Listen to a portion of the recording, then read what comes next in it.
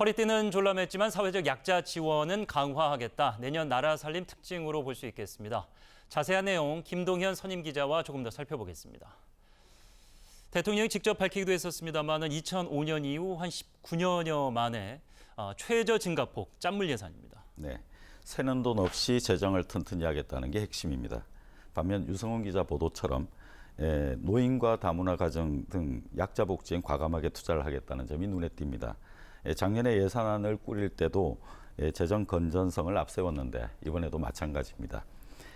내년 나라 국간 총지출 규모를 전년보다 2.8%만 늘려 656조 9천억 원으로 편성했는데요.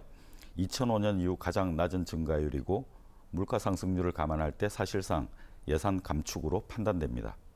40조 넘는 나라 빚을 줄이기 위해 증가폭을 최소화한 건데요. 정부는 2019년 이후 가장 낮은 플러스 61조 8천억 원 증가 수준으로 줄였다. 이렇게 강조했습니다. 예. 자, 많은 분들이 이 부분이 좀 궁금하실 것 같은데 이전 정부에서 R&D 분야, 연구개발을 이렇게까지 졸라맸던 적이 있었나 싶은데 이거는 뭐 축소 수준이 아니고 거의 삭감 수준인데 왜 이렇게 깎았습니까? 네, 31조 원대이던 걸 5조 원 수준으로 삭감을 했죠. 그야말로 매스를 가장 심하게 된 곳인데요. 정부는 구체적 목표 없이 소규모 그리고 나눠먹기식 사업이 난립했던 걸 대폭 정리한 거라고 설명했습니다. 네, 이렇게 해서 만들어진 재원은 빈곤 취약층을 지원하는 데 많이 배정이 됐습니다. 네, 약자 복지 강화와 경제 활력 제고를 통한 양질의 일자리 창출 등 4대 중점 분야의 20대 과제에 과감히 투자하겠다는 게 핵심입니다. 네, 약자 복지는 핀셋, 거점 지원처럼 선택과 집중을 해서 꼭 필요한 사람들에게만 복지 혜택이 돌아갈 수 있도록 한다는 겁니다. 네, 저소득층 생계급여를 역대급으로 올리고 그리고 중증 장애인은 국가가 책임지는 구조입니다. 노인 일자리뿐 아니라 소상공인을 응원하기 위한 저리대출, 보험료 절감 방안 등 3종 패키지가 포함됐습니다. 네, 경기와 인천 지역 수도권 주민들로선 이번 예산안에서 지역 혜택을 강조한 점에 관심이 많으실 것 같습니다.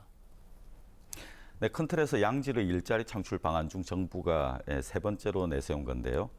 다시 말해 지자체와 민간 부분 그리고 지방대학이 시너지를 주도하는 지방시대를 열겠다는 겁니다.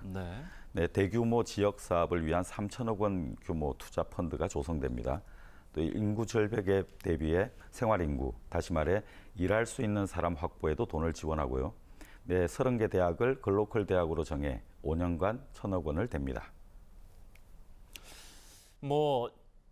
좀 일자리 폭을 좀 넓혔다 이런 생각이 드는데 이 책임을 지겠다는 의지가 굉장히 강해 보이는군요. 그렇습니다. 네, 양육비를 경감하고 보육 인프라는 물론 일과 육아를 병행 지원하는 데 초점을 뒀습니다. 네, 그리고 병장 기준으로 현역 군인 봉급을 125만 원 수준으로 현실화했고요. 네, 청년들의 자립 기반 수당을 최고 50만 원대로 지원하는 등 네, 어려운 상황 개선에 주력한다는 의지가 엿보입니다. 내년 또 총선도 있고 어려울 때일수록 그래도 과감하게 투자해야 되는 거 아니냐 아쉬운 측의 목소리는 또 이런 것들이 있는데 처음 시작할 때 말씀하신 대로 제일 명심할 것은 이제 허투루 새는 돈이 없는지 꼼꼼히 챙겨야 될 것 같습니다. 저희도 추리를 통해서 들여다보도록 하죠. 수고하셨습니다. 맞습니다.